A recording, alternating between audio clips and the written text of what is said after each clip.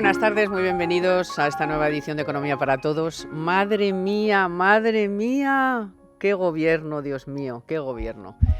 Ya lo de la rueda de prensa ayer de la ministra Celaá, portavoz del gobierno, a la que vamos a escuchar después, hablar de la desaceleración. ¿Cómo le preguntan sobre qué pasa con las declaraciones del ministro Duque? Si valen las del jueves o valen las del viernes o qué es lo que está pasando. Y dice, no, pero es astronauta. Ah, bueno, pues nada. Como es astronauta, pues no tiene que dar más explicaciones. Y así una detrás de otra. Una no sabe de economía, el que sabe de pensiones no le hacen ni caso porque dice que esto no da, que lo del IPC es un mogollón. Pero a ese no se le hace caso. O sea, al que sabe un poco no se le hace caso y al que no sabe, venga, tira millas.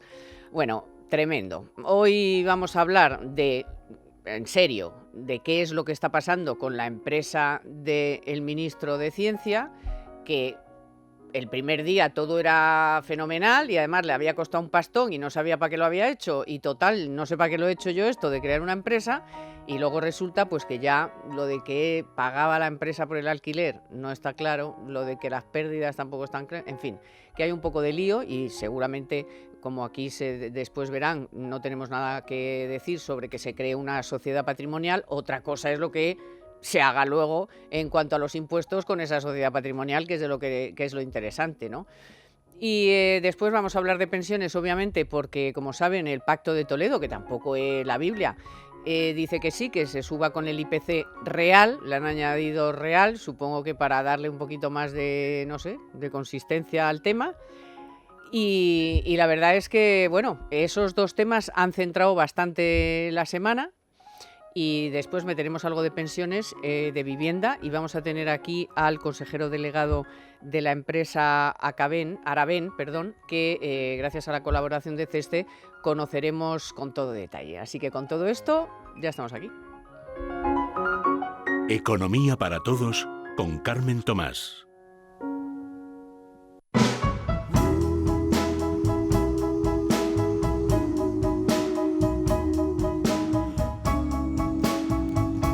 Bueno, Domingo Soriano, muy buenas tardes. ¿Qué tal, Manuel Llamas, muy Muy buenas tardes. Cacería, fake news, como no me gustan son fake news, como dice alguien por ahí. No, que no son fake news, que son bad news, no fake news. Las malas noticias no les gustan. Pero miren, yo quiero que escuchen lo que ayer, no antes de ayer, que el ministro de Ciencia, pues la verdad es que salió sin haberse preparado la rueda de prensa. La mitad, en mi opinión, la mitad de las cosas que dijo no sabía prácticamente lo que decía, metió ahí lo del autoalquiler, que luego se lió, luego ya yo no tengo que darles ninguna información y tal, pero ya ayer viernes sí que fue un poquito más allá. Y claro, cuando es alguien ligado al PSOE o es alguien de izquierdas, uno no es un defraudador, no es un corrupto, no ha cometido fraude, no, ha cometido errores. Y esos errores, sin duda que los subsanan, y aquí paz y después gloria. Hace ya bastantes años tributo en España, estoy orgulloso de que lo he hecho y bueno, pues si hay alguna cuestión que ofrezca alguna duda o algún error que hayamos cometido que se deba subsanar, se hará lo que haga falta para, por supuesto, cumplir con todas las obligaciones tributarias. Y la portavoz de este gobierno de la transparencia, que ha limpiado, limpia y limpiará, don Limpio presente, la transparencia, van a explicar de todo. Le preguntan ayer a la portavoz del gobierno por qué opina de estas nuevas declaraciones, si después de haberlas cambiado las del día anterior. Y esto es lo que nos dice la señora Celaá. El ministro Duque es un excelente ministro, es ejemplar y es un hombre que antes de ser ministro, no nació ministro, eran, como ustedes bien saben, astronauta. Es decir, que un hombre respetado, con una altísima cualificación laboral y que tenemos la satisfacción de poder tener como compañero. Ya, pero para eso hubiéramos entrado en la Wikipedia y nos hubiéramos enterado del pasado del ministro. Pero ¿qué hay de lo que le hemos preguntado? Nada. Entonces, aquí vamos a aclarar, y tengo aquí a dos grandes profesionales que saben perfectamente lo que es una sociedad patrimonial, saben perfectamente que si las cuentas de esa empresa no han registrado ningún ingreso, difícilmente después el impuesto de sociedades va a reflejar ningún pago de sociedades por esos ingresos, y que el ministro se lió un poco. se lió un poco, vamos a darle el beneficio de la duda de que se lió ese momento por no salir preparado, pero ya lo de ayer ya es otro plano, ya lo de ayer es, no, bueno, si hemos cometido errores, no, pero es que en el caso de otras personas los errores no son errores, los errores son corrupción, son fraude, hay que echarlos, hay que meterlos en la cárcel, son chorizos o no sé qué, ¿no? Esto es lo que yo creo que hay que tener muy claro, o sea, que aquí la vara de medir, ni que seas astronauta ni que no seas, ¿no? ¿Qué tiene que ver aquí? Es que ya no hay vara. Es decir, la vara la quitó Pedro Sánchez. Yo creo claro. que esto es consecuencia de la demagogia terrible que aplicó Pedro Sánchez durante su periplo como jefe de la oposición. Porque fue Pedro Sánchez el que dijo en el año 2015, al hilo del caso Monedero, que creó una sociedad instrumental, una sociedad paralela para facturar un supuesto trabajo fantasma, un trabajo fantasma sobre la moneda bolivariana, por el cual cobró casi $500.000 de euros, eso que tenía que haber tributado por IRPF, por el impuesto de la renta, tributó por sociedades. Creó una sociedad y de esa forma se ahorró la mitad de la carga fiscal. Bueno, eso... A raíz de eso, que constituía una irregularidad fiscal a todas luces, Pedro Sánchez dijo que en su gobierno, en caso de llegar a gobernar algún día, si alguno de sus ministros creara una sociedad para rebajar la factura fiscal, tardaría 24 horas en echarlo. Bueno, eso fue lo que le pasó a Maxim Huerta, el primer ministro dimitido, porque aquí ya hay cola, de ministros dimitidos. El primer ministro dimitido, el exministro de Cultura, que cometió la misma irregularidad que cometió Monedero. Creó una sociedad paralela para tributar los ingresos que tenían que haber tributado por IRPF. En el caso de Pedro Duque es algo diferente. Pero ¿dónde está la clave? La clave está en que Pedro Sánchez criticó el tema Monedero, en ese caso con razón. Pero es que también criticó el caso de José Manuel Soria, exministro de Industria con el Partido Popular. Moix. Y Soria tenía una sociedad... 14 años atrás. 14 años atrás tuvo una sociedad que había operado en distintos... Una sociedad offshore que se dice, de su padre, de su familia, No, es que... porque su familia se dedicaba a las exportaciones. Y por lo tanto, entonces, hace 20, 30 años, porque en España, a ver, hay que ampliar un poco la perspectiva, en España había control de capitales hasta antes de ayer. Es decir, era necesario tener una sociedad fuera de España para poder realizar determinadas actividades, sobre todo relacionadas con el mundo de las exportaciones. Pues bien, efectivamente, él figuraba en esa sociedad, pero era una sociedad perfectamente legal. Y, a pesar de ello, Pedro Sánchez pidió su cabeza. Le sucedió lo mismo a Manuel Moix, que era exfiscal de anticorrupción, que también tenía una sociedad patrimonial muy similar a la del ministro Duque. En esa sociedad había una casa familiar a nombre suyo. Pues bien, también exigió su dimisión porque dijo que eso de eludir impuestos, que significa... Eludir impuestos significa intentar pagar lo que realmente tienes que pagar, es decir, intentar rebajar la factura fiscal lo máximo posible mediante mecanismos legales. Bueno, pues aún así a Pedro Sánchez no le valía. Bueno, visto toda ese tipo de exigencias, claro, resulta que ahora se descubre que uno de sus ministros, Pedro Duque, también tiene una sociedad de esas características para rebajar o intentar rebajar la factura fiscal. Y ahora no pasa nada. Hombre, si usted pidió la cabeza a Soria y pidió la cabeza a Moix, es lógico también que suceda esto. Ahora bien, el tema de la sociedad patrimonial, y ya termino, para mí la clave es si ha hecho bien las declaraciones fiscales de IVA, o no. sociedades y Exacto, demás. eso es lo que porque, falta por Domingo, determinar. Esto es lo que nos interesa. O sea, a mí es verdad que políticamente debería de haber dimitido solamente por la vara de medir que tiene el listón que había puesto Sánchez, pero luego vamos a ver qué es una sociedad patrimonial si... como dice el ministro, eso lo hace cualquiera, lo tiene cualquiera, y si en realidad le salió mal. O sea que tú montas una sociedad patrimonial para eludir, para pagar menos, o realmente, como están diciendo los de Gesta, que yo alucino, que es un mal negocio. Bueno, puede serlo. A ver, yo de Gesta tampoco es que sea la fuente de la que más me fío normalmente en estos. Bueno, pero está por toda la, sí, están por todos lados. Están por todos lados, pero mi consejo es tampoco hacerles mucho caso, porque hasta ahora yo las veces que he tratado con ellos, muy pocas veces me han resuelto dudas, y muchas veces yo creo que desinforman más que informan.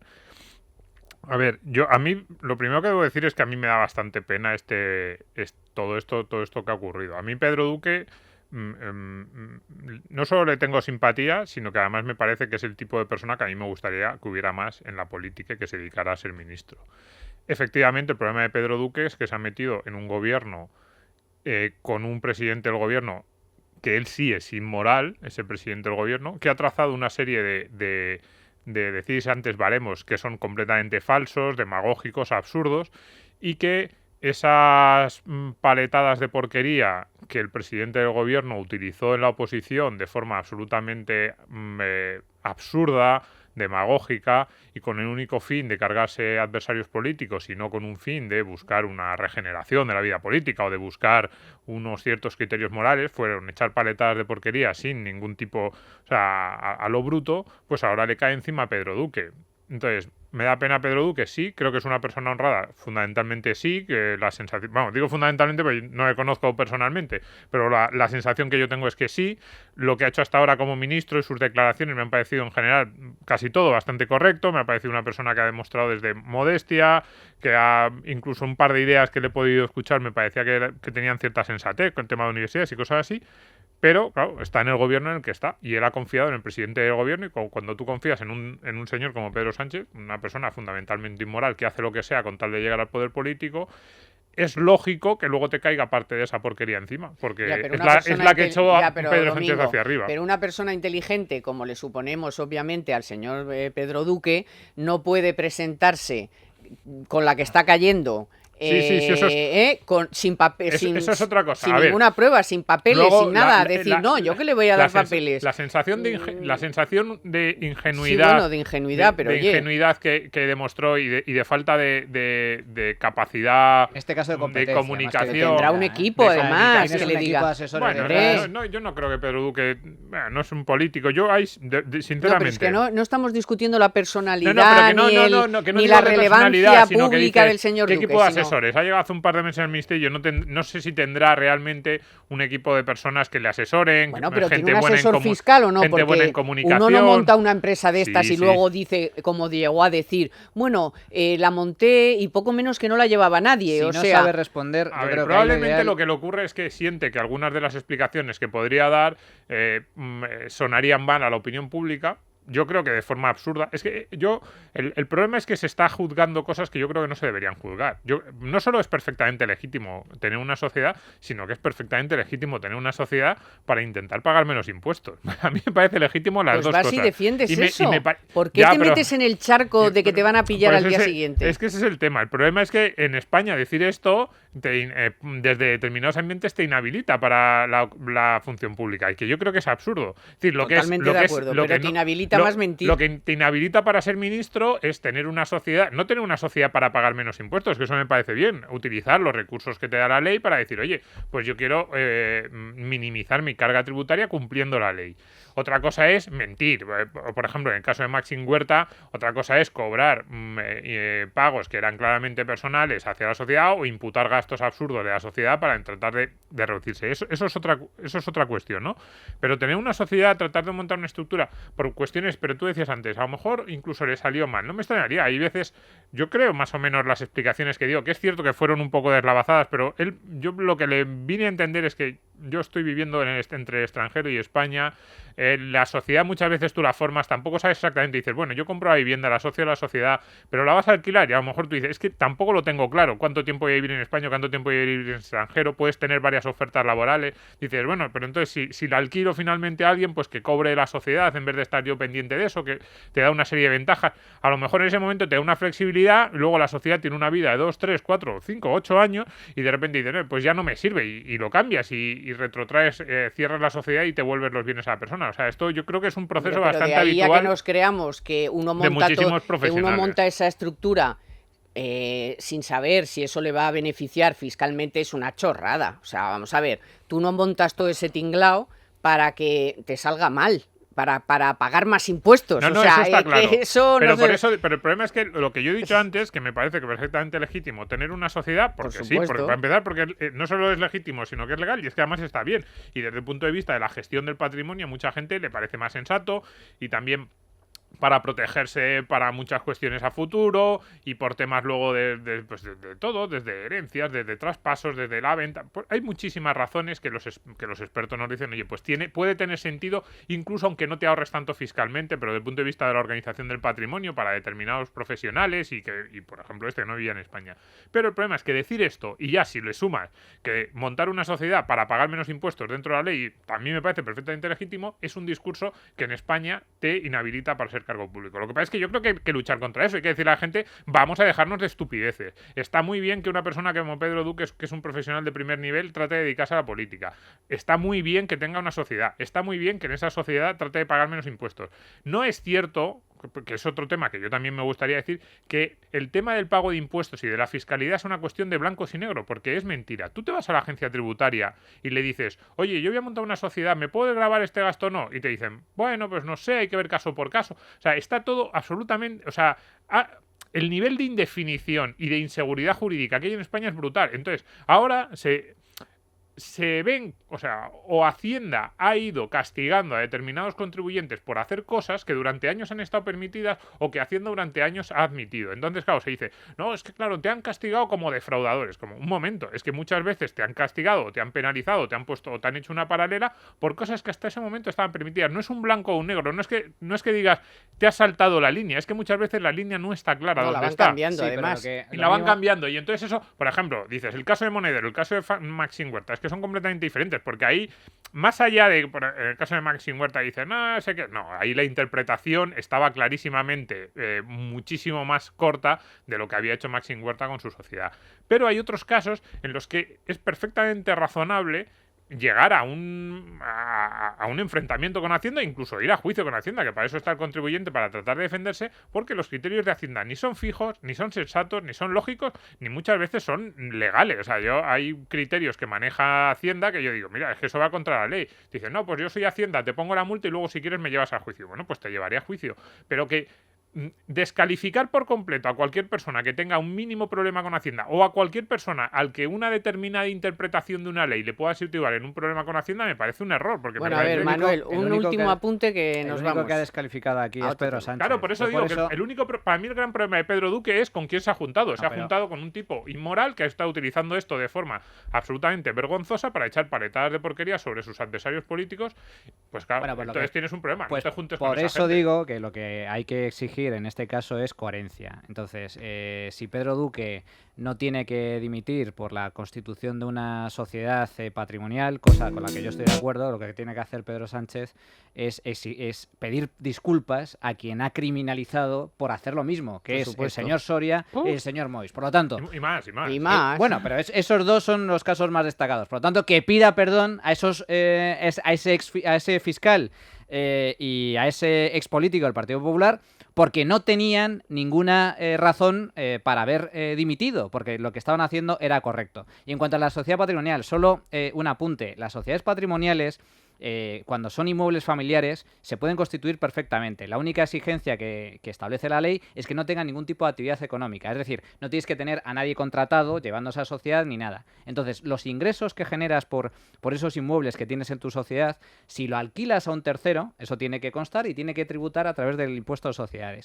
Y si no lo alquilas a un tercero, aquí viene también, la clave, socio. Tienes que autoalquilarte la propiedad. Es decir, contablemente, fiscalmente, tienes que autoalquilarte la propiedad y eso tiene que figurar contablemente. Al parecer, los indicios que tenemos hasta el momento es que la sociedad es perfectamente legal y la autoliquidación es lo que no queda claro, es lo que se tendrá que determinar a nivel de Hacienda. Pero fiscalmente, si está todo correcto, igual ni siquiera le ha compensado constituir la sociedad. A mí me da la impresión de que ha estado mal asesorado. Porque también eso pasa porque muchas veces. Sinceramente no tiene mucho sentido que teniendo a tan solo 2 propiedades, las sociedades patrimoniales normalmente es cuando tienes muchas propiedades o que tienes un nivel adquisitivo muy alto, que puede ser el caso de Pedro Duque, y realmente te salga a cuenta, pero con apenas 2 propiedades, sinceramente no sé hasta qué punto le ha podido compensar. Bueno, pues iremos viendo. Vamos ahora con la noticia de la semana de Telefónica, que en esta ocasión tiene de protagonista a la propia Telefónica. En Economía para Todos, la noticia de la semana con Telefónica. ¿Por qué? Porque somos muchos los clientes y Telefónica, les cuento que está manteniendo conversaciones con varias plataformas de vídeo para alcanzar acuerdos similares al que tiene actualmente con la operadora Netflix, ya que ha decidido apostar por nuevas alianzas para establecer un nuevo modelo de integración de contenidos en su negocio de televisión en España. La idea, como les digo, es sellar nuevas alianzas como la que suscribió en mayo con Netflix y que está previsto que se materialice en diciembre ya, con una integración total de los servicios de Netflix dentro de la plataforma de Movistar Plus.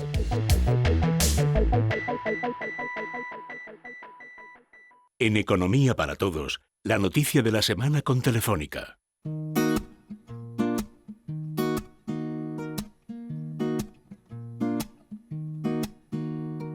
Oops, I did it again. I play with your heart, got lost in the game. Oh, baby, oops, you think I'm in love. Got sent from above. I'm not dead innocent. Vamos con las pensiones, que hay mucha tela que cortar. Y primero quiero que escuchéis a Octavio Granado. Les voy a poner en situación. Es el secretario de Estado de la Seguridad Social, que ya lo fue con Zapatero, el encargado de congelar las pensiones, cuando se produjo en 2010 el mayor recorte que se ha producido de gasto en la historia, que bajó el sueldo a los funcionarios, congeló las pensiones y rebajó el gasto público en más de 10.000 millones. Bueno, pues este señor nos ha dicho ahora esto que van a escuchar. Y habrá que hacer reformas porque es que nos hemos comido 75.000 millones en reservas.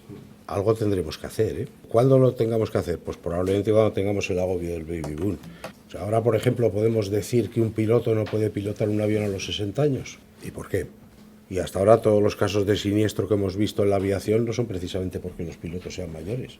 ¿Y por qué tenemos que esperar a que esto pete para hacer algo? O sea, es que es una cosa que se cae. Luego, añadió, por supuesto, que, dadas las circunstancias, esto, como está el sistema, aguanta 10 años, que ya me pareció mucho que dijera 10 años, y que, por supuesto, lo de indexar otra vez las pensiones al IPC era un error. Se ve que no lo han hecho ni caso. Avanzó tres medidas que creo que se van a aplicar, incluso 4 que se van a aplicar en los próximos años. Para empezar, lo más relevante, el secretario de Estado de la Seguridad Social, es decir, PSOE, le lleva la contraria a su jefe, el señor Pedro Sánchez, porque admite que el sistema público de pensiones no es sostenible financieramente a medio largo plazo. Pedro Sánchez y su ministra de Trabajo, Magdalena Valerio, hasta hace nada, siguen haciéndolo a día de hoy, dicen que no, que las pensiones son perfectamente sostenibles, que no hay ningún problema, que están garantizadas, que los españoles estén tranquilos. Resulta que el máximo experto, porque Granado es el máximo experto en esta materia, al menos tiene conocimientos técnicos, a diferencia de su superior, la ministra de Trabajo, que ha reconocido que de economía sabe más bien poco. Pues bien, Granado ha dicho, no señores, esto no es sostenible. A 10 años como máximo hay que reformar el sistema. Y lo más interesante de su intervención es que avanzó por dónde va a ir la reforma, que es un poco lo que venimos diciendo en esta casa desde hace muchísimos años. Bueno, se va a aumentar la edad legal de jubilación. Ha dado un dato. ¿Por qué los pilotos se tienen que jubilar a los 60? Pues bien, hay muchos más ámbitos profesionales en donde hay prejubilaciones. Por lo tanto, se va a aumentar la edad legal de jubilación. Ahora son 67. En Alemania y en otros países ya se está debatiendo 70, 72. Esa es la primera. La segunda, se va a ampliar el cálculo de la pensión a toda la vida laboral. Hasta ahora son los últimos 25 años cotizados. Pues bien, olvídense. A toda la vida laboral. Eso incluye también los primeros años donde normalmente cobras menos porque no tienes experiencia. Por lo tanto, eso va a suponer de media una reducción en la pensión. Y luego, por otro lado, también ha señalado la necesidad de que las pensiones no se indexen al IPC. Y ahí entra con una de las noticias de esta semana, y es que el Pacto de Toledo ha anunciado un acuerdo para volver a ligar la revalorización de las pensiones a la inflación. ¿Dónde está el truco?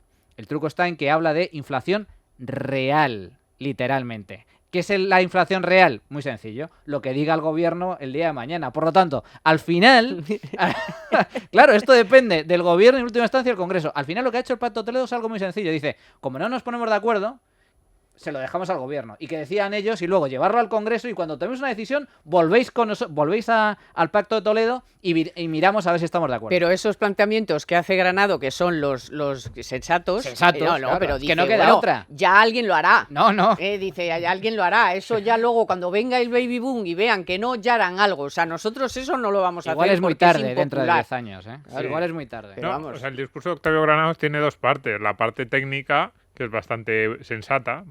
Sí, a ver, es que esto nos les pasa mucho a los partidos políticos, que vemos a los presidentes del gobierno. Yo creo a Pedro Sánchez le aprietas un poco.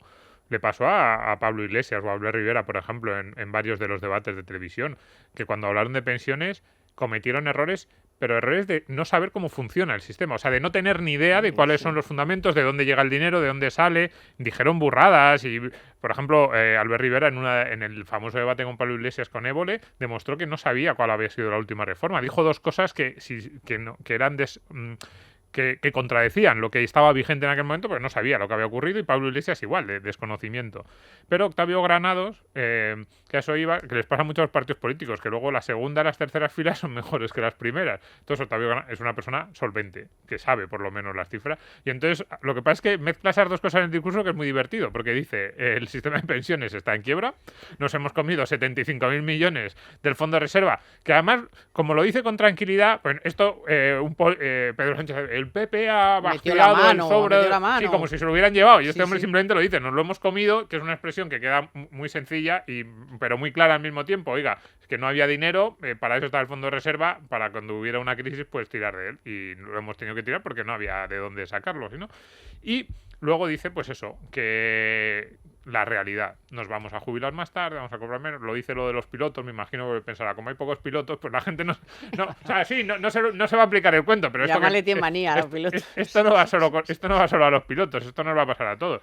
Sí, entonces, evidentemente, lo que va a ocurrir en los próximos 10 años es, en primer lugar, una quiebra parcial del sistema, como las que ya ha habido muchas veces. Cuando yo digo quiebra, la gente, pero ha habido millones de quiebras del sistema y va a volver a haber. Entonces, una quiebra del sistema es que las promesas que nos han hecho, ahora mismo las condiciones que son, que las que está diciendo Mano, 25 años para calcular la base de cotización, te puedes jubilar a los 67, no sé, pues te van a decir, no, si quieres mantener esas mismas condiciones, te tienes que jubilar a los 70 y en vez de calcularte con 25 años, te vas a los 40. Eso es una quiebra parcial. Si estuviéramos en un sistema privado, la gente diría, ¿cómo? ¿Que no me mantienen las condiciones? No, es que te voy a pagar un 15% menos. Que es lo mismo que hizo Felipe González y por eso se fue hasta redondo de su escaño. O sea, que entonces era, me parece, 6, luego se cambió a 15, luego ya 25, o sea que... A 2, a 15, 25... Sí, a ver, lo de las reformas paramétricas estas, que la última fue la que aprobó el PSOE en 2011, son quiebras parciales.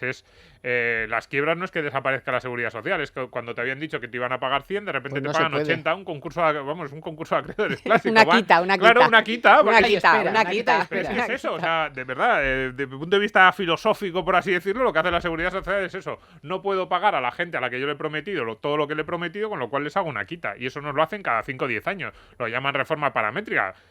Y yo normalmente estoy de acuerdo con esa reforma porque por una pura cuestión de principio de realidad. Es que como no hay más dinero hay que hacerlo. Pero por lo menos que se le diga a la gente esto de no, la seguridad social es la sostenibilidad. No, la seguridad social quiebra cada 5 o 10 años, quiebras parciales que te quitan el 10% de lo que te habían prometido o te cambian las reglas para que te den un 10% menos. Pero lo del Pacto de Toledo a mí sí me parece más grave. O sea, esto lo del IPC... Pues el Pacto de Toledo ya es como la gran mentira. Yo ya sabes que siempre lo digo aquí, por favor. O sea, la primera medida de regeneración política, ahora que se habla tanto de regeneración, es cerrar el Pacto de Toledo. ¿No? Es que es la mentira más flagrante. La reunión... O sea, es como uno de esos... ¿cómo se llaman estos? Cuando se reúnen los zampones ahí para...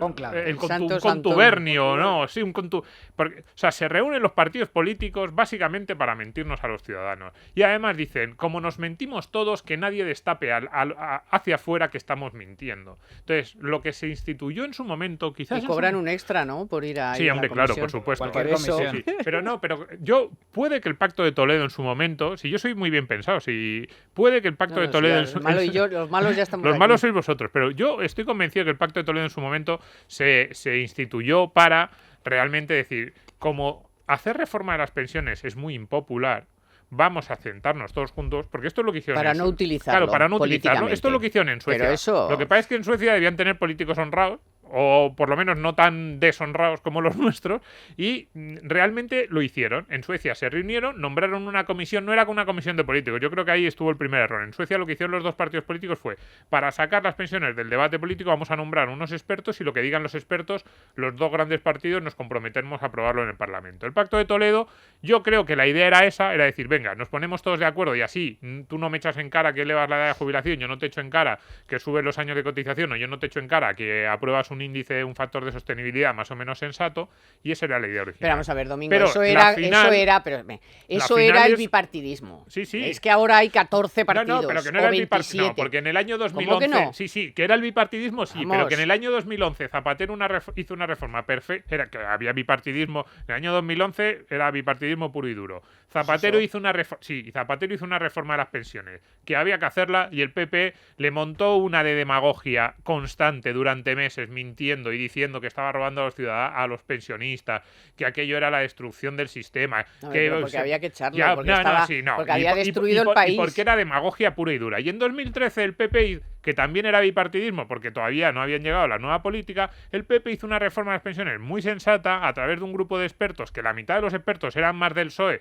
si es que la mitad habían trabajado con Felipe González y con Zapatero, y hizo una reforma súper sensata a Fátima Báñez y el PSOE le aplicó la misma demagogia. Entonces, no, esto no es porque lleguen los nuevos partidos. El Pacto de Toledo, no sé cuánto durarían aquellas buenas intenciones, pero duró 2 años. Entonces, como ya no sirve para lo que dijeron, ni para hacer previsiones a largo plazo. Ya hemos visto, lo vinculan al IPC y el mismo día está Octavio Granados diciendo que eso no dura ni 10 años. No sirve para dar claridad, para decirle a la gente la verdad. Y no sirve para que las pensiones no entren en el juego político. No hay ningún tema más político que las pensiones, pues que lo cierren. Y yo, si quieren, a todos los que forman parte de la comisión, que le paguen las dietas de aquí a los próximos 10 años. Pero por lo menos que dejen de darnos la matraca. Si a mí no me importa que cobren la dieta de aquí a los próximos 10 años, pero que nos dejen en paz. El otro día vi un debate, no me acuerdo qué tele era, y estaba Almeida, el de Madrid, y estaba una política del PSOE, del PSC, y le dijo, mire, no hagan nada, si es que, de verdad... Yo les pagaría, les duplicaría de verdad, o sea, no importa, pero no hagan nada. Si lo mejor es que no hagan nada, no hagan nada,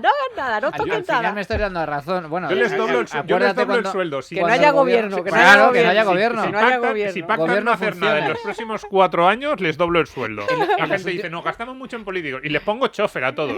Y el despacho más grande. Pero que no aprueben, por favor. En los últimos 3 años, yo sigo diciendo lo mismo. Desde el año 2015-2016 España ha crecido a un ritmo superior al 3% con un gobierno en funciones y con una de las menores actividades legislativas de la democracia. Por lo tanto, yo creo que es bueno. Esto de la fragmentación tiene sus cosas buenas. Es que impide al gobierno el poder legislar. Pero bueno, en línea con lo que comentaba Domingo, solo un par de apuntes. Simplemente asistir a una de esas reuniones de la Comisión del Pacto de Toledo, te das cuenta de que no tienen encima ni pajolera idea los que están de cómo ahí, funciona el sistema, los ni que están siquiera ahí. ellos. Ya. Para empezar, la que preside la Comisión del Pacto de Toledo es una señora que se llama Celia Villalobos. Celia Villalobos, Dios mío. Sabrá de cómo funciona el sistema de pensiones. La que dice además, que en línea con lo que comenta Pedro Sánchez, que tranquilos, que los españoles estén tranquilos, que las pensiones públicas están garantizadas. Llega Secretos de Belleza El Corte Inglés. Del 26 de septiembre al 14 de octubre, disfruta de hasta un 15% de descuento directo por la compra de 2 o más productos en todas las marcas de alta perfumería y cosmética. Sí, en todas las marcas. Estrena Secretos de Belleza en El Corte Inglés. Ahora en otoño es buen momento para renovar tus electrodomésticos, porque en Hipercor y El Corte Inglés te esperan los tecnoprecios, con las mejores ofertas por precio, servicios y garantía de satisfacción. Hasta el 10 de octubre tienes un 15% de descuento en todas las lavadoras y secadoras. Por ejemplo, llévate una lavadora Bosch de 8 kilos de capacidad y clasificación energética A++ por solo 398,65 €. Con financiación, envío incluido, recogida de tu vieja lavadora gratis. Además, en El Corte Inglés tienes hasta un 25% de descuento en todos los televisores a partir de 48 pulgadas. Por ejemplo, un LG de 49 pulgadas con la última tecnología por solo 547 € y los servicios incluidos de los tecnoprecios. Y en telefonía puedes encontrar un smartphone Huawei P20 Pro con inteligencia artificial por solo 749,90 € y financiación hasta en 24 meses. ¿Quién te da más? Solo con los tecnoprecios del Corte Inglés. Este otoño llega Secretos de Belleza a El Corte Inglés. Del 26 de septiembre al 14 de octubre disfruta de un 20% de descuento directo en miles de productos de parafarmacia, de marcas como Sesderma, Remescar, Colcollagen, Somatoline y muchas más. Estrena Secretos de Belleza en El Corte Inglés.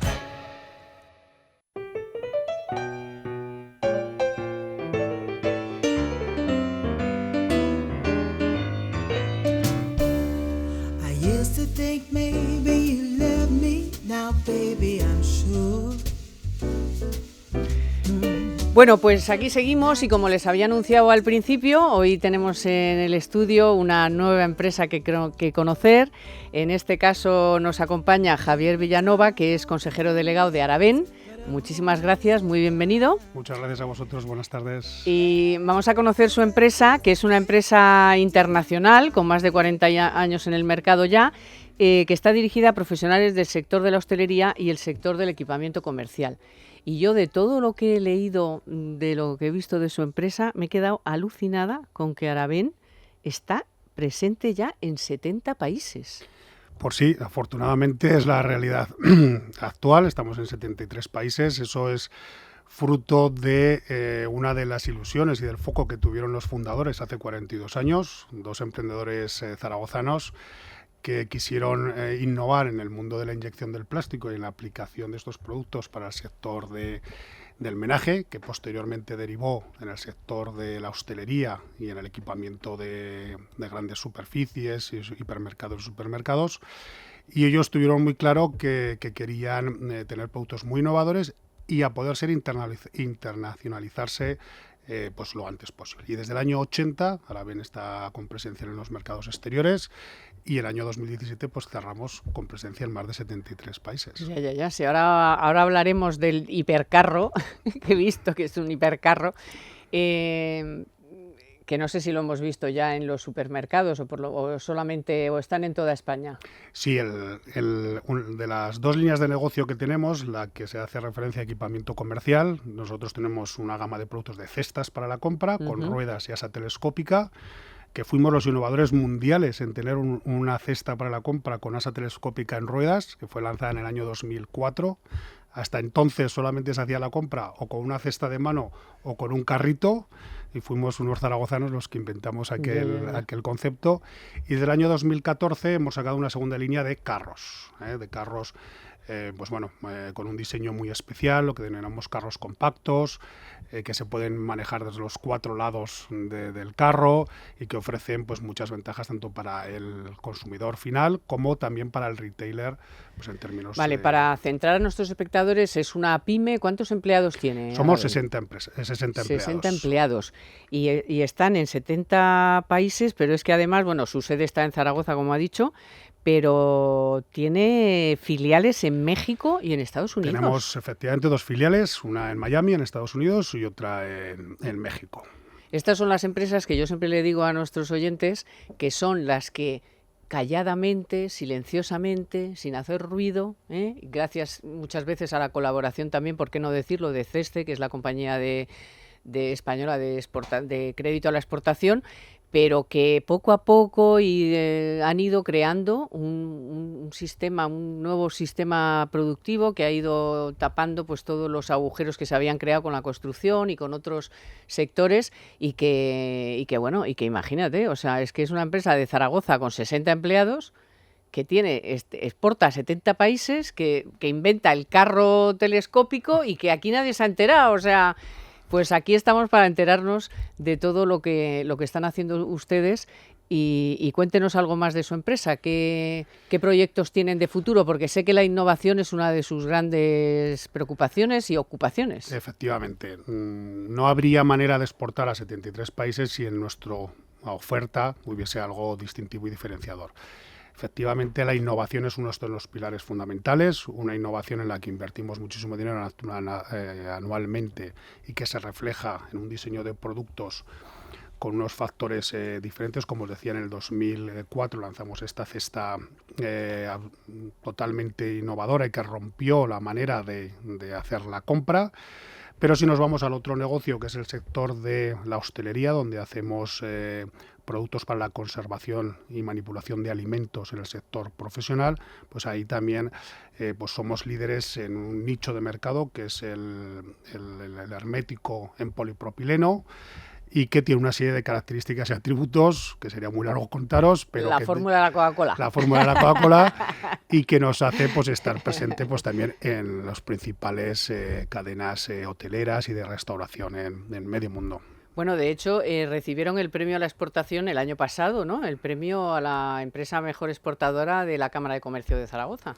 Efectivamente. Y el año anterior, por parte del diario Expansión y de IFEMA, el premio también, a la sí. mejor empresa española, la PYME, Sí. mejor empresa española en la categoría de exportación. El más prestigioso de España, que es entre las pequeñas y medianas empresas. Así es. Voy a abrir la mesa, que quiere Domingo Soriano, tiene una No, es que curiosidad. estaba aquí mirando la web, es que esto es fantástico, Tomás. Es que Hombre. ya sabes que a mí es que esto de las empresas pequeñas, Claro que que nos hacen encanta, cosas, en esta que casa nos encanta. Empresas pequeñas que hacen cosas que estás constantemente utilizando, innovando, porque además hay muchas veces que la gente dice, no, la innovación, el desarrollo, la I+D, y la gente lo asocia solo a Apple o a los que están haciendo ahí software. Y es como, ¿tú sabes lo difícil que es la cantidad de tecnología, de gente, de ingenieros que hay que meter para hacer un carrito de la compra como los que yo estoy viendo aquí, pero más barato que el anterior, más cómodo, que pese menos, que quepa mejor en un camión o en un container, que quepan más unidades para mandarlo desde aquí a China? Es que eso es muy difícil. La gente piensa que solo están innovando un tipo que está ahí en Cupertino con un portátil en pantalones cortos. No.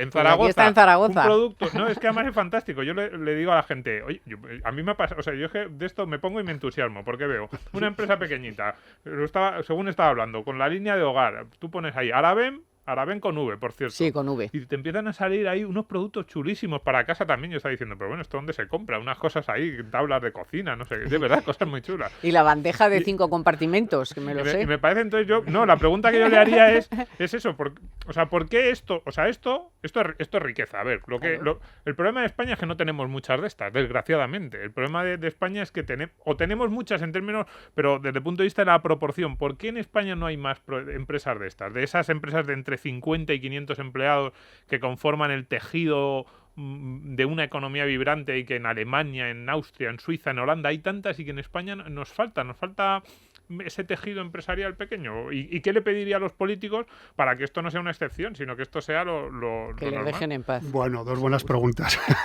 dos buenas sugerencias. Vamos a ver.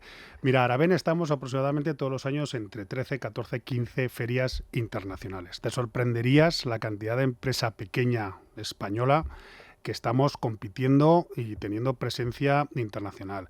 Posiblemente es una cuestión de que no se nos da un eco informativo, y todas las noticias de la economía pues al final acaban centrándose en el IBEX 35 o en las grandes empresas. Pero te enorgullece cuando, insisto, vas a muchísimos países y compartes problemáticas y compartes experiencias con empresas como la nuestra, que en comparación con otros países efectivamente pues estamos con un problema de deficitario en número, pero que tenemos vanguardia, talento, innovación, ilusión y perseverancia mucho más que cualquier otro país europeo. Por tanto, yo creo que es una cuestión de apoyarnos, de reconocer que efectivamente el tejido empresarial español está conformado en su mayoría por empresas como la nuestra. Y que, bueno, me hablas de los políticos. Pues mucho apoyo últimamente no veo que vayan a recibir, sino más bien todo lo contrario. No sé la facturación de su empresa, pero ya están poniendo ahí... Solo con que les quitaran los lastres. Yo no necesito ni que les apoyen. No, solo pero es que les van a poner más lastre. Que les quiten no, los lastres. les van a poner más. El peso que llevan ahí, que les meten en los bolsillos cuando... Bueno, pues Aravén está en 26 millones de euros pues de les facturación. Va a caer. Y, bueno, desgraciadamente, pues parece ser que el impuesto de sociedades pues tiende a subir. Yo creo que lo que tienen que hacer es apoyar, que ya lo hacen a través de alguna institución, como puede ser, por ejemplo, el ICEX, pero apoyarnos si cabe, sobre todo con las subvenciones y ayudas a la innovación. O sea, no, como decía antes, si queremos internacionalizarnos, o tiene que ser con diferenciación. Y para lograr la diferenciación tienes que invertir en innovación. Y hoy día las ayudas pues están relativamente limitadas a ese campo.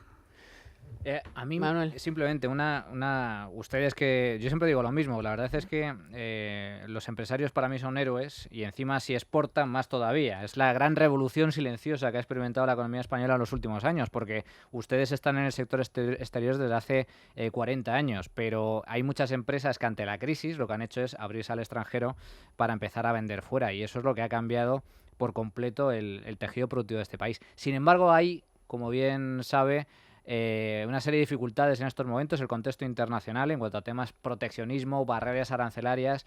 Ustedes que se dedican a la exportación, ¿cómo ven, cómo perciben este ambiente? Pues bueno, te reconoceré que hay bastante preocupación. Nosotros que, por ejemplo, vivimos del plástico y la materia original es el petróleo, pues tenemos una inflación del barril del petróleo que ha pasado de $45 a cerca de 80, incluso superándolo en los últimos meses en apenas un año y medio. Si hablamos de tipo de cambio, pues el dólar, que hace un año y pico pues estaba en 1,05, 1,06, pues ha llegado a estar en 1,22, 23 y ahora está en 1,16, 17. Turquía, que era un país para nosotros muy importante el año pasado, pues fíjate la devaluación que ha habido, la depreciación que ha habido de la lira turca. Si hablamos de Argentina, que también era un país para nosotros interesante, pues lo mismo. Efectivamente, si analizamos las variables macroeconómicas que existen en el contexto internacional, pues estamos viendo acercarse nubes. De hecho, ahora vamos a hablar nosotros aquí en el programa de estos datos de tanto del INE como del Banco de España, de desaceleración ya evidente del 2,5 y nada del 3 y pico, de 0,6 en un trimestre, y cómo han sido el consumo y la exportación los que están haciendo que la economía desacelere. Eso lo están notando ustedes, claro. Efectivamente, nosotros afortunadamente estamos creciendo este año, pero no a las tasas que estábamos creciendo en años anteriores. Buscar una correlación directa, pues bueno, sería un poco osado, pero sí que es cierto que se está viendo un enfriamiento en nuestro caso en las exportaciones, y que creo que es algo bastante general en empresas similares a las nuestras. Pues don Javier, ha sido un placer. Es consejero delegado de Aravén. Le deseamos mucho éxito. Muchísimas gracias por estar con nosotros. Nos encanta tener empresas como la suya, que son las que sacan a este país adelante. Pues muchísimas gracias por darnos voz y que se nos conozca y apoyaros a que sigáis dándonos ese apoyo. Muchísimas gracias. Muchas gracias.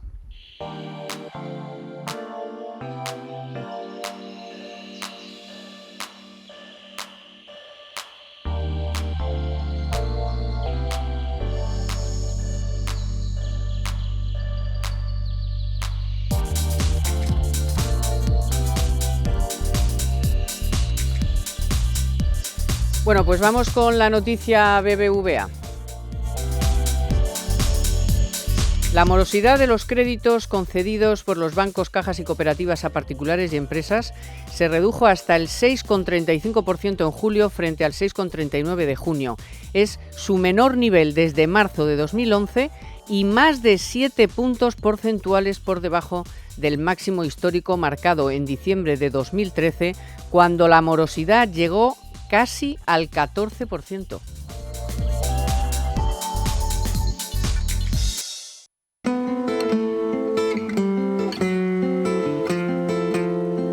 En Es Radio, Economía para Todos.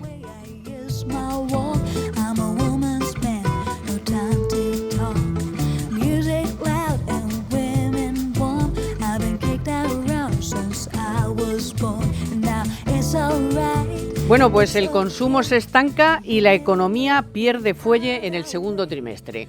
Ayer se le preguntó a la portavoz Celaá por este asunto, oiga, que la economía se desacelera, y el Club de la Comedia. Diré a la ministra de Economía, señora Calviño, que nos acompañe el próximo viernes para hablar de los datos económicos. Por lo que yo vengo hablando con ella, los datos macroeconómicos siguen siendo robustos y, por tanto, esta ligera desaceleración que se puede producir en una semana no se corresponde con la que puede producirse de aceleración en la siguiente ni la que viene de antaño. esta curva que usted me plantea, desde luego, no se ha producido ni desde junio, cuando entra este Gobierno, en los que hemos tenido semanas de subida, semanas de ligeros descensos, semanas de subida. No sé si vamos a poder hablar ninguno de los tres. A ver, la señora Celaá ha confundido la economía con el IBEX 35, yo creo. O con su compra diaria, con su compra semanal. No, a ver, es muy grave lo que ha dicho. Es muy grave. La Bueno, no sabe lo que ha dicho. Bueno, fundamentalmente no, no sabe de lo que habla. La portavoz del Gobierno, que se le pregunte sobre... A ver, es que el dato que salió ayer es el último dato oficial de Contabilidad Nacional que publica el Instituto Nacional de Estadística. A diferencia de lo que dice la portavoz, los datos macroeconómicos sobre evolución del PIB no son semanales, son trimestrales. Sí. Trimestrales, señora portavoz. Y a lo que se refería la periodista que le ha preguntado, no se refería a la bolsa, señora Celaá, no se refería al IBEX 35, que el IBEX 35 efectivamente una semana puede caer, otra semana puede subir, hay mucha volatilidad, hay mucho movimiento de las acciones. No, el PIB, los datos oficiales son trimestrales y normalmente reflejan la tendencia, una tendencia que en el caso de España, por desgracia, es descendente, es una tendencia a la baja. La economía española se está desacelerando. De hecho, vamos a explicarle a nuestros oyentes que entre abril y mayo el PIB creció 6 décimas, el trimestre anterior había crecido también 6 décimas y el último del año pasado 9 décimas, claro. Me parece que creció. Con lo cual, vamos, que si no es una desaceleración, que venga Dios y lo vea. Hemos perdido. De un tercio. Hemos perdido 3 décimas, por lo tanto cerca de un 30%. Si nos vamos al crecimiento interanual, el dato más destacable desde mi punto de vista, el de ayer, es que la economía venía creciendo a un ritmo de entre el 3 y pico % y ahora estamos ya en el 2,5%. Y la tendencia es hacia el 2% en los próximos meses. Bueno, lo grave, a ver, es como... A mí hay algo que me preocupa. Es decir, si tú eres portavoz del Gobierno, lo mínimo que tienes que hacer es informarte no solo sobre lo que sucede en el Consejo de Ministros de cada viernes, sino también sobre las noticias más importantes del día. Porque lo lógico es que te pregunten al respecto o de las más importantes de la semana. Y por lo tanto, ya que pagan tanto en asesores, que tengan que trabajen esos asesores y les preparen un pequeño cuestionario. Porque la señora Celaá no tiene por qué saber de todo. Pero hombre, el mismo día que sale el dato de desaceleración económica, lo lógico es que se le pregunte por ello. Y tienes a una ministra diciendo que aquí no pasa nada, que esto está, vamos, y la ministra de Trabajo, fortísimo. Recuerdo a la ministra de Trabajo esta misma semana reconociendo también que ella de que economía tampoco sabe nada. Entonces, hombre, si no sabe nada de economía, pues ya me contarás. Es que, a ver, ese es el punto importante. O sea, yo puedo, pues fíjate, yo ahí diciendo, yo puedo llegar a entender que en un momento dado, yo qué sé, este Consejo de Ministros, que probablemente haya sido un poco divertido también. A mí me gustaría haber visto las caras, pero bueno, que habrá sido complicado, ¿no? Por así decirlo. Yo puedo llegar a entender que en un momento dado, Consejo de Ministros complicado, con muchos temas, pues que incluso que le hayan metido en el dossier de prensa las noticias de los últimos 2 o 3 días y que ella está atenta a otras cosas, que si al chalet de uno, que si a las escuchas de la otra, y que no lo haya... Entonces, que le hayan pillado en un renuncio que no se conozca el dato concreto o la noticia de la semana. Pero el desconocimiento tan absoluto que demuestra una portavoz sobre cuestiones más básicas de economía, a mí eso sí que me parece que es inaceptable. O sea, eso en cualquier país normal decimos, no, es que un ministro no tiene que saber de todo. Sí, evidentemente el ministro Pedro Duque a lo mejor no se tiene que saber el último detalle o la última ley que saca el de Sanidad.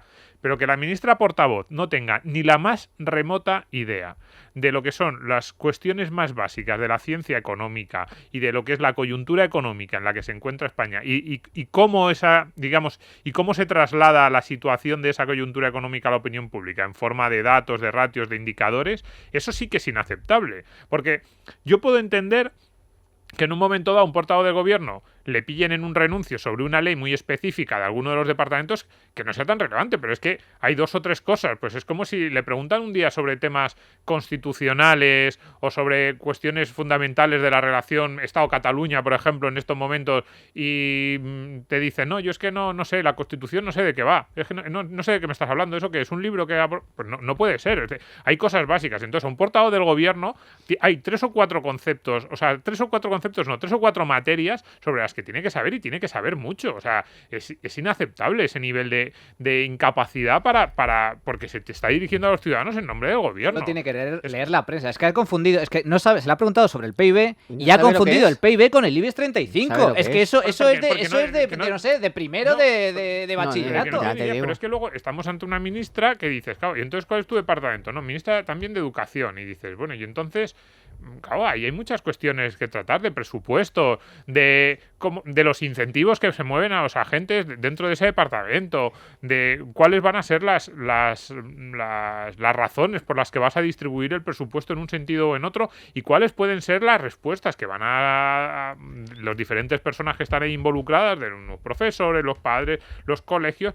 Oye, hay muchas, o sea, la economía al final lo invade todo. Yo no es porque sea mi materia, pero hay cosas. Esto es como cuando dicen, no sabe inglés un presidente del gobierno. Pues también es grave. Yo creo que si un presidente del gobierno llega a la Moncloa con unos conocimientos muy bajos de inglés, lo normal es que le den clases durante 3, 6, 9 meses para que por lo menos tenga un nivel mínimo que le permita interrelacionarse en una relación personal básica con los mandatarios internacionales, pero la economía es igual. Tú no puedes tener un aportado del gobierno y si no sabe nada, no la nombres, porque yo no tengo nada en contra de esta señora, pero la incapacidad que tiene para transmitir lo más cualquier mínimo cosa de es cualquier nefasta tema, como portavoz. pero sobre cualquier tema. Comunica Mal, sobre cualquier muy tema. mal. Comunica Pero mira, muy mal, no pero nos ya que- sobre economía, hombre, por lo Ya, menos, pero, pues Domingo, dale 3 meses porque- intensivos en verano, métele, o sea, claro, coge a la oficina. ¿Para qué tienes Que a la no, oficina pero mira, económica? mucho más Coge a 3 fácil. expertos y mete, Sí, oye, mira. que se haga un más.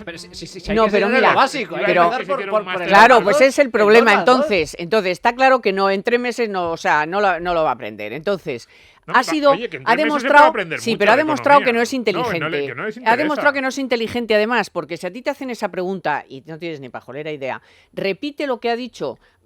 Dice al principio, bueno, pues miren, yo les prometo que les voy a traer aquí a la ministra Calviño, que por cierto, ya les ha dicho estos días que la economía Es todavía robusta. está robusta Bien. y que la desaceleración todavía no es preocupante. Punto Punto y y pelota. pelota. ¿Para qué te metes? No te líes con Si que es si que una ¿pa' qué semana te sube y metes? otra semana baja, porque claro, la gente lo va a confundir con la prima de riesgo, pero ustedes de qué Ya, está, de esto qué es está hablando. lo típico de ¿para qué te metes si no tienes ni idea? No, pero lo grave no es que se meta, o sea, lo grave no es Pero que digo, meta para la salir hoy del asunto, Eso que es otra demuestra cosa. poca Y inteligencia encima, también. Incapacidad desde el punto de vista de la comunicación reacción, y de la de- cintura de- y poca cintura política. Claro. Todo eso es verdad, pero lo grave no es eso. Lo grave es tener una portavoz del gobierno Eso por que supuesto. encima es ministra, que no tiene ni la más remota idea de las cuestiones más básicas. Yo no digo que sea catedrático, que sea candidato al Premio Nobel de Economía, pero que los ministros del gobierno, igual que les exigimos que tengan conocimientos sobre otro tipo de materias, que no tengan ni idea. Porque claro, es que luego, oye, que gestionan un presupuesto muy Ya, importante. ya, hombre, el Que PIB, las- el no, no, IPC, y que la- y que el las- IBEX.